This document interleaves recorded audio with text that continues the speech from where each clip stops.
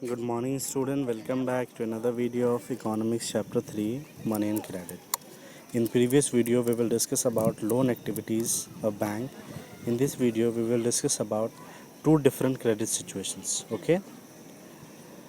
So, a large number of transactions in our day-to-day activities involve credit in some for the others. के हम daily life में हम देखते हैं कि बहुत सारी इकोनॉमिक एक्टिविटीज़ होती रहती हैं जो एक दूसरे से अलग.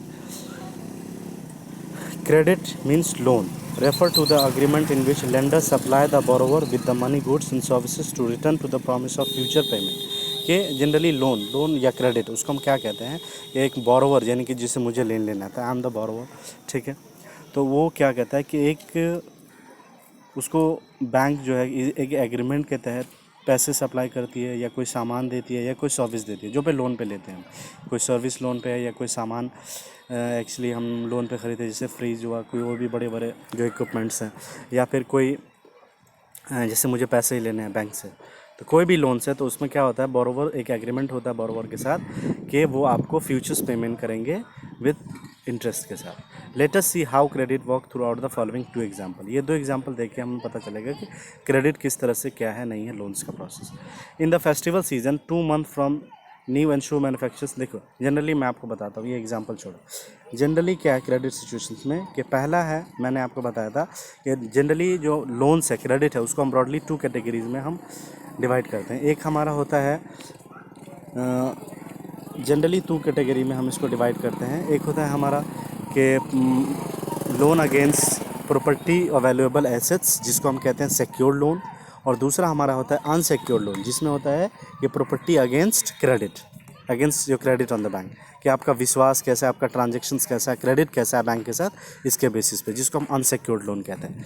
बेसिकली सिक्योर्ड लोन में क्या होता है कि आपको लोन देने से पहले कुछ ना कुछ सिक्योरिटी, जैसे लाइक कोई लैंड का पेपर हो गया, या फिर कोई हाउस पेपर है, या फिर किसी प्रॉपर्टी का, जैसे लाइक जैसे फैक्ट्री है, स्कूल्स है, कोई बड़ा स्कूल है या हॉस्पिटल है, उसके अगेंस्ट, या फिर कोई बड़ी गाड़ी है, या आपका ट्रांसपोर्ट का बिजनेसेस है, तो किसी भी चीज़ के तहत उसको एज अ सिक्योरिटी कुछ पे कर दिखाना पड़ता है, जिसके बेसिस पे वो आपको लोन देते हैं. ठीक है, तो इसको हम कहते हैं लोन अगेंस्ट प्रॉपर्टी या वैल्यूएबल एसेट्स, जिसको हम इन जनरल कहते हैं सिक्योर्ड लोन. और दूसरा होता है हमारा इनसिक्योर, जिसमें इन टर्म ऑफ क्रेडिट के बेसिस पे आपको देता है कि बैंक, जब फॉर एग्जांपल आपका बैंक में अकाउंट है, 2-3 साल से आप चला रहे हो, या 6 महीने साल भर से चला रहे हो, आपका क्रेडिट अच्छा है, ट्रांजैक्शंस बेटर है, आप मिनिमम बैलेंस मेंटेन कर पाते हैं, तो उसके बेसिस पे वो आपको कुछ लोन ऑफर करते हैं कुछ रेट ऑफ इंटरेस्ट के साथ. तो वो थोड़ा अनसिक्योर्ड होता है, क्योंकि इसमें अक्सर ऐसा होता है जनरली कि जो बोरोवर होते हैं वो पे नहीं करते हैं, वापस से रीपेमेंट जो है वो नहीं कर पाते हैं. तो ये बैंक के लिए नॉन प्रॉफिटेबल एनपीए हो जाता है, नॉन प्रॉफिटेबल एसेट्स हो जाता है. ठीक है, तो ये जनरली 2 टाइप्स है. तो ये ही 2 क्रेडिट सिचुएशन है जो आप एग्जाम्पल में भी पढ़ सकते हैं, क्या है नहीं. ठीक है, इन जनरल यही है. तो उसके बाद हमारा है टर्म ऑफ क्रेडिट, कि ये जो क्रेडिट है, ये 2 तरह का जो क्रेडिट है, फॉर्मल, इनफॉर्मल, सिक्योर्ड, अनसिक्योर्ड. ठीक है, ये है क्या, इसका टर्म क्या है, टर्म ऑफ क्रेडिट क्या है, कि every loan agreement specifies an interest rate which the borrower must pay to the lender along with the repayment of the principal. इसमें पहला टर्म ये है कि जो भी आपको क्रेडिट, फॉर एग्जांपल ये रेट ऑफ इंटरेस्ट फिक्स किया गया, फॉर एग्जांपल कि आप 5 लाख लोन्स लेते हैं, उस पर वो 10% बैंक अग्रीमेंट बनाता है कि 10% के साथ आप रीपेमेंट करेंगे. मंथली आपका जो डाउन पेमेंट है वो ये है कि आप मंथली आप इसको ये क्या कह सकते हैं, EMI है वो आप पे करेंगे. फॉर एग्जांपल आप 5 लाख है, उसका आपको मतलब 2 ईयर्स 3 ईयर्स का या 1 ईयर का आपको यानी कि EMI बनाता है, जिसमें मंथली कुछ अमाउंट होता है, वो जो आपको विथ रेट ऑफ इंटरेस्ट पे करना पड़ता है. तो पहला ये है कि जो भी लोन अग्रीमेंट है उसमें ये जो रेट ऑफ इंटरेस्ट है ये मेंशन होता है, जो कि रीपेमेंट के टाइम पे बोरोवर को देने पड़ते हैं. पहला टर्म ये है. इन एडिशन लेंडर में डिमांड कलेक्टरल सिक्योरिटी. दूसरे एक्सपेक्ट में क्या है, जिस जो सिक्योर्ड लोन है उसमें जो ये है लेंडर्स है, यानी कि जो आपको प्रोवाइड करते हैं, चाहे वो मनी लेंडर हो, बैंक हो, कोई भी हो, तो वो दूसरा आपको कुछ कोलेट्रल, कुछ सिक्योरिटी मांगते हैं. ठीक है, जनरली ये टर्म्स होता है अगेंस्ट लोन. ठीक है, सिक्योरिटी अगेंस्ट लोन, ये दूसरा. पहला है कि रेट ऑफ इंटरेस्ट का एग्रीमेंट होना कि कितने रेट ऑफ इंटरेस्ट से हम रिटर्न करेंगे, और दूसरा ये है कि आप कुछ सिक्योरिटी, कुछ कोलेट्रल पे कर मतलब प्रोवाइड कीजिए अगेंस्ट द लोन.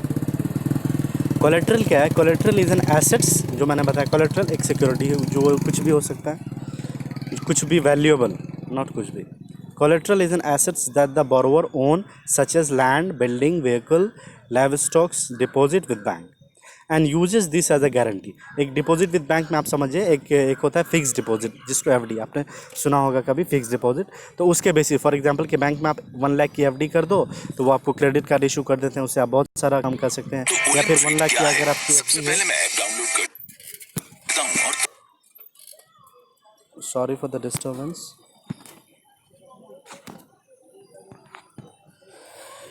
के ये सब चीज़ें हैं। And uses as a guarantee to the lender until the loan is repaid. ये एज ए गारंटी रहता है जब तक कि रीपेमेंट ना हो। फॉर एग्जांपल आपने एफडी की, ये आपने ये टर्म देख रहे हैं डिपॉजिट विद बैंक, कि आपका 1 लाख का एफडी है, तो ये एफडी आप तब तक नहीं तोड़ सकते हैं। जो भी आप लोन ले रहे हैं ये एफडी के बेसिस पे, डिपॉजिट विद बैंक के बेसिस पे जो आप लोन ले रहे हैं, ये तब तक आप ब्रोक नहीं कर सकते जब तक कि आप लोन रीपे नहीं करें।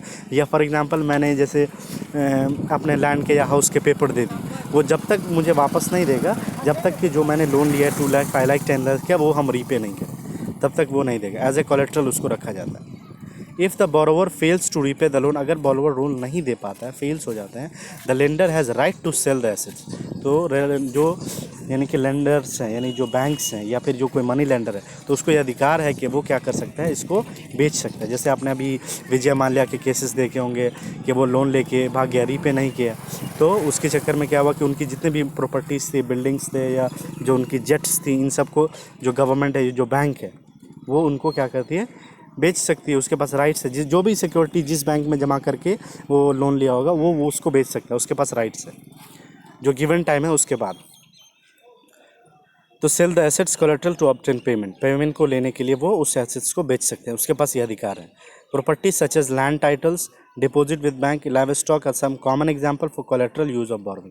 ये कॉमन एग्जांपल है, जैसे लैंड से रिलेटेड, यानी कि चाहे हाउस के पेपर हो, स्कूल्स हो, कॉलेजेस हो, या फिर हॉस्पिटल्स हो आपके, या फिर आपका यानी खुद का हाउसेस हो, ये सब के बेसिस पे भी जनरली लोग यही लेते हैं। यानी कि घर के पेपर पे लोन ले लिया, प्रॉपर्टी पे लोन ले लिया, स्कूल के हॉस्पिटल के नाम पे लोन ले लिया, ये सब चीज़ होता है।